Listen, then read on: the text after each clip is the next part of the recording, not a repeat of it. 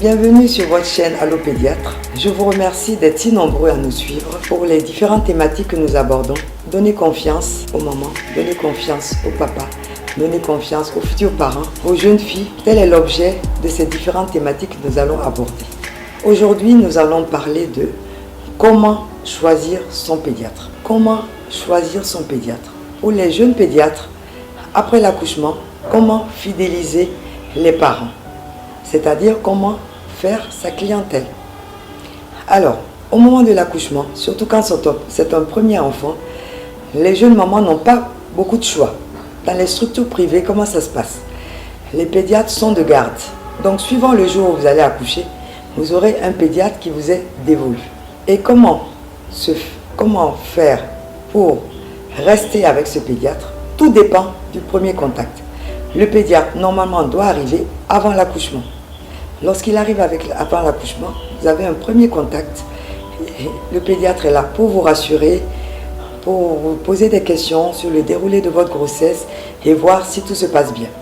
Tout pédiatre qui intervient en salle d'accouchement est à même de vous aider à mettre au monde votre enfant, à le prendre en charge, à lui prodiguer les premiers soins et à vous rassurer. Donc, pas d'inquiétude à ce niveau. Dans les structures privées comme dans les hôpitaux, un pédiatre peut être à mesure de vous mettre dans les mains et de vous rassurer sur l'état de santé de votre nouveau-né. Ensuite, il vous donne un rendez-vous 8 jours après la naissance. Et c'est là que tout se joue. Le pédiatre donne le rendez-vous, il reçoit la maman, le papa souvent, et souvent un accompagnateur qui peut être une grande sœur, une grand-mère souvent, qui aussi vit dans l'environnement de la famille. Alors, qu'est-ce qui se passe? Le pédiatre, tout sourire, accueille la famille, l'installe confortablement et se met à l'écoute. Il pose des questions. Comment ça se passe depuis que vous êtes parti à la maison? Comment ça se passe l'allaitement? Quelles sont les difficultés que vous rencontrez? Et surtout, il laisse parler les parents. D'abord la maman qui va évoquer quelques petits problèmes, le papa qui va évoquer ses inquiétudes et la grand-mère qui accompagne. Si tout se passe bien, tant mieux. Chacun dit son ressenti. Chacun exprime ses petites inquiétudes et on laisse les parents s'exprimer. Ensuite, on passe au questionnement. Est-ce que le bébé dort bien? Est-ce que le bébé mange bien?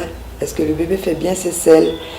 Est-ce que le bébé a été bien accueilli? Est-ce qu'il y a des frères et sœurs? Dans quel genre d'environnement il vit?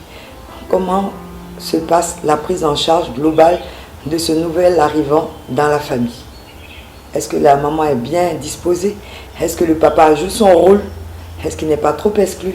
Est-ce que la grand-mère n'est pas trop en train de donner plein de conseils? Il y a beaucoup de questions. Et j'ai l'habitude de dire que l'examen et la consultation d'un enfant sain est beaucoup plus longue et beaucoup plus approfondie que l'examen d'un enfant malade. Et c'est là que la maman, le papa et l'accompagnant vont être mis en confiance par rapport aux questions que toi, jeune pédiatre, tu poses, des fois des questions auxquelles ils n'ont pas toujours pensé. Est-ce qu'il fait bien son rôle? Est-ce qu'il fait bien ses selles? Des fois, on n'y pense pas toujours. Et 1000 petites questions qu'on pose aux parents et qui les rassure et qui leur fait comprendre qu'ils ont affaire à un pédiatre qui sait de quoi il parle. Et s'établit un lien de confiance avant de passer à l'examen proprement dit de l'enfant. Et ce temps d'interrogation, de questionnement peut durer 15 à 20 minutes. Et voilà que toi, pédiatre, tu arrives à te constituer une clientèle. Il faut faire preuve d'empathie, il faut faire preuve d'écoute, une grande écoute. Il faut écouter les parents, il ne faut pas les couper, il ne faut pas rigoler sur des questions qui semblent un peu ridicules. Il vaut mieux laisser la maman et la rassurer. Vous pouvez me poser toutes les questions que vous voulez. Il vaut mieux poser trop de questions, même si elles sont ridicules, que de ne pas poser de questions et mal agir. Voilà comment, jeune pédiatre, je peux vous aider à fidéliser. Tout est une question de sympathie, tout est une question d'empathie. Et tout est une question de confiance. Chers parents, chers futurs parents, nouvelle maman, je vous remercie de nous avoir suivis et à très bientôt pour une nouvelle thématique.